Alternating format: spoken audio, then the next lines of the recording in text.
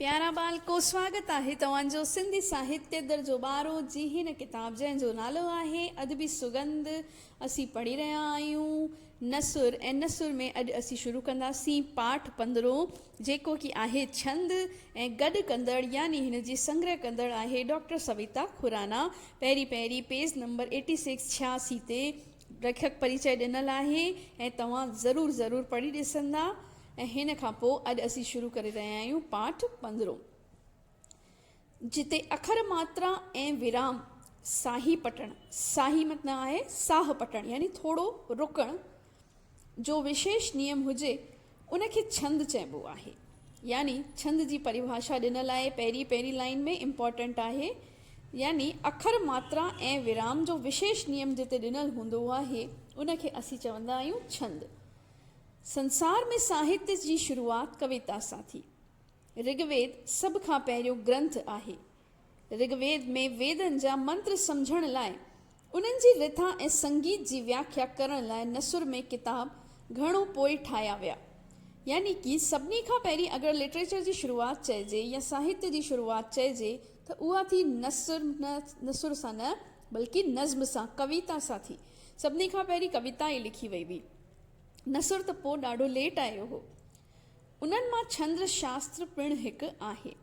छंद शास्त्र खे पिंगल नालो पिणु ॾींदा आहिनि। त छंद शास्त्र जो ॿियो नालो छा आहे? पिंगल।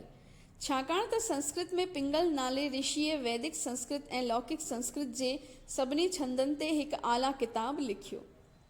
व्याकरण में जेक जॻह ऋषि पाणिनी जी आहे, छंद विद्या में उहा पिंगल ऋषि जी लेखी वञे थी। महर्षि पिंगल छंद शास्त्र जो पहिरियों आचार्य हो। यानी कि अगरि व्याकरण जो जॾहिं नालो ईंदो आहे त हुते पाणिनी जो नालो ज़रूरु ईंदो आहे कि पाणिनी ही व्याकरण जी रचना कई। तीअं ई छंद विद्या में पिंगल ऋषि जो नालो ईंदो आहे त पिंगल ऋषि छंद शास्त्र जो पहिरियों आचार्य हो। यानी जंहिं जोड़ियो सभिनी खां पहिरीं छंद शास्त्र खे उहो हो पिंगल ऋषि। त ॾिसो बालको, केॾो न इम्पॉर्टेंट आहे इहो पाठ, छाकाणि त हिन मां हिकु क्वेश्चन, हिकु सुवाल ज़रूरु ईंदो आहे। हाणे उहो छंद ते थी सघे थो, पंजगणा ते बीहकूं कंहिं ते बि थी सघे थो, पर ईंदो आहे सुवाल हिन 15 पाठ मां ज़रूरु। त हीउ इम्पॉर्टेंट पाठ आहे, तव्हां ज़रूरु ध्यान सां पढ़ंदा, ॿुधंदा ऐं वरी हिन खे वीडियो खे बार ॾिसंदा त तव्हांखे माना सम्झ में ज़रूरु अची वेंदी। त पहिरीं पैराग्राफ में असांखे छंद जी माना ॾिनल आहे ऐं छंद शास्त्र जो उद्गम कंहिं कयो, किथां थियो, उहो ॾिनल आहे। हाणे ॾिसूं ॿिए पैराग्राफ में। छंद जेको आहे हुन जी मीनिंग में सम्झ में अची वई कि अखर मात्रा ऐं विराम जो विशेष नियम हुजे उनखे छंद चइबो आहे। सिंधीअ जे शाइरनि पारसी बहरनि ते बि घणो कलाम चयो आहे। भारतीय छंदनि में काज़ी कादन सैयद अब्दुल करीम शाह अब्दुल लतीफ़, सचल सरमस्त, चैन राय बचोमल सामी, किशन चंद बेवस, नारायण श्याम, गोवर्धन भारती, प्रभु वफा, कमला गोकलाणी वग़ैरह कवियुनि जी अमोलक वाणी मिले थी। यानी कि पारसी बहरनि ते भी असांजे सिंधी शाइरनि घणेई कविताऊं शाइर लिखियूं आहिनि। तिन में नाला ॾिनल आहिनि। पहिरीं त नालो आहे सचल सरमस्त शाह अब्दुल लतीफ़ अब्दुल करीम जो ऐं गॾोगॾु ॿिया नाला बि ॾिनल आहिनि। ऐं हिननि पंहिंजी कलम आज़माइश कई आहे छंद शास्त्र ते। हाणे मां बालको पढ़ी रही आहियां ॿियो page 87 number page 87 number page. हिन में बि असांखे उदाहरण ॾेई मिसाल ॾेई छंद छा आहे तंहिंखे सुठी तरह एक्सप्लेन कयो वियो आहे, मिसाल ॾेई सम्झायो वियो आहे। सिंधी कविता जा प्रिय छंद आहिनि दोहो, सोरठो, चौपाई, ललित पद, शक्ति, दिगपाल, रोलो, लावणी, कुंडली, वीर सवैया वग़ैरह। सिंधीअ में वरी वाई, नज़्म, तन्हा, बैत, तस्वीरूं, पंजगणा, गज़ल ख़ासि आहिनि। यानी कि छंद जा बि प्रकार आहिनि। यानी उन में भी कई रूप आहिनि छंद जा, जंहिंमें दोहा ऐं सोरठा त असीं पढ़ंदा ई आहियूं। दोहा हिंदी में बि थींदा आहिनि ऐं सिंधीअ में बि थींदा आहिनि। तंहिंखां अलावा वाई नज़्म असीं पढ़ंदा ई आहियूं, बैत पढ़ंदा आहियूं। बाक़ी कुझु हिन में एक्सप्लेन कयल आहिनि पाठ में, ही असां अॻियां ॾिसंदासीं। गज़ल तव्हांखे पतो ई आहे बालको, ऐं पंज कड़ा जेके थींदा आहिनि उहे 5 लाइनुनि जी 5 सिटुनि जी हिकिड़ी नंढी कविता थींदी आहे।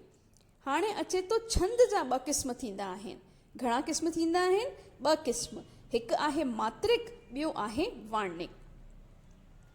जेके छंद मात्राउनि जी संख्या जे आधार ते बीठल आहिनि से मात्रिक छंद, ऐं जेके वर्णन जी संख्या ऐं सिलसिले जे आधार ते आहिनि उहे वार्णिक छंद सॾिजनि था। यानी कि मात्रा जी संख्या जिते आहे उहे मात्रिक थी विया, ऐं जिते वर्णन जी संख्या आहे उते आधारित आहिनि से वार्णिक थी विया। मात्रिक छंद सम्झण लाइ हेठियूं ॻाल्हियूं ध्यान में रखणु खपनि। पहिरियों आहे अखर 2 क़िस्मनि जा थींदा आहिनि, स्वर ऐं व्यंजन। ये असां नंढी क्लासुनि खां पढ़ंदा पिया अचूं त इंग्लिश में बि, चाहे हिंदी में बि, चाहे सिंधी में बि 2 तरीक़े जा अखर थींदा आहिनि। हिकु थींदा आहिनि स्वर, जंहिंमें कि अ आ इ ई या ए ई आई ओ यू ईंदो आहे इंग्लिश जो। ॿिया थींदा आहिनि व्यंजन, जंहिंमें क ख ग घ ईंदो आहे। छंद शास्त्र में सिर्फ़ स्वरनि खे ॻणियो वेंदो आहे, छाकाणि त स्वरनि खां सवाइ व्यंजन अधूरा आहिनि। स्वरनि जे गॾु थियण सां ई व्यंजन ॻाल्हाए सघजनि था। जॾहिं असां क चऊं था त उहो क प्लस अ, जॾहिं खां चऊं त उहो अखर ख प्लस अ आहे। यानी कि व्यंजन में भी स्वर समायल आहे। व्यंजन अकेलो न ईंदो आहे, भले उहो हल्के रूप में आहे, पर व्यंजन में अंदरूनी माना में, अंदरूनी हुन जे उच्चारण में स्वर समायल हूंदो आहे। ॿियो आहे अखर या वर्ण जे उच्चारण में जेको वक़्तु लॻे थो उनखे मात्रा चइबो आहे। यानी अगरि कोई बि अखर असीं प्रोनंस था कयूं, उच्चारित था कयूं, ॻाल्हायूं था, त हुन में जेको समय लॻंदो आहे, जेको टाइम हू वठंदो आहे अखर उच्चारण जे वक़्त ते, हुनखे मात्रा चइबो आहे। अ ई उ री जो उच्चार करे ॾिसंदासीं त हर हिक में हिकु हिकु मात्रा आहे। टियों आहे आ ई उ री ए ओ औ जो उच्चार कबो त हिकु मात्रा खां ॿीणो वक़्तु लॻंदो। यानी कि ही जेके असांखे अखर ॾिनल आहिनि से आहिनि त स्वर, पर हिन में 2 मात्राऊं ॾिनल आहिनि। इन करे ई ॿियनि अखरनि खां वधीक वक़्तु हिननि खे उच्चारण में लॻंदो आहे, जीअं आ ई उ। इन करे इन्हनि स्वरनि लाइ 2 मात्राऊं आहिनि। जिन अखरनि में चौथो आहे हिकु हिकु मात्रा हूंदी आहे, उन्हनि खे छंद शास्त्र में लघु या छोटो जुज़ो चइबो आहे। लघु जी निशानी हिते ॾिनल आहे, जीअं त कमल, रघुवर, इज़त। जेके चौथे में उदाहरण एग्जाम्पल मिसाल ॾिनल आहिनि उन्हनि में हिकु हिकु मात्रा आहे, तंहिं करे हिकु हिकु लीक मथां ॾिनी वई आहे, ऐं हीअ हिन जी लघु जी निशानी आहे। अचो त 5 पॉइंट पढ़ूं। जिन अखरनि जूं 2 मात्राऊं हूंदियूं आहिनि उन्हनि खे गुरु या डिघो जुज़ो चइबो आहे। गुरु जी निशानी ॾिसो, ये एस वांगुरु आहे, जीअं कि मोती, पाणी, रोटी। हाणे पहिरियों असीं मिसाल ॾिसूं मोती, त हिन में ॾिसो बालको 2 मात्राऊं आहिनि। हिकु त अ, ॿी ओ, तॾहिं अखर ठहे थो मो। ॿिए हिन जो आहे पार्ट ती, त प्लस ई, यानी त में बि अ जो उच्चारण अचे पियो, ऐं ई जी मात्रा त वॾी लॻी ई रही आहे। तंहिं करे ही मिसाल असांखे सम्झाइनि था त जिते 2 मात्राऊं हूंदियूं आहिनि तिते गुरु जी निशानी लॻंदी आहे। त ही निशानियूं असांखे चौथे ऐं 5 पॉइंट में आहिनि, उहे ध्यानु रखणियूं आहिनि। 6 आख़िरी पॉइंट हिन जो आहे छंद जो। हेठियुनि हालतुनि में लघु बि गुरु मञियो वेंदो आहे। क आहे गॾियल अखर खां अॻु वारो लघु गुरु ॻणियो वेंदो आहे, जीअं विस्तार, अद्भुत। ख आहे अनुस्वार ऐं विसर्ग वारा लघु गुरु मञिया वेंदा आहिनि, जीअं चंचल ऐं बंदी।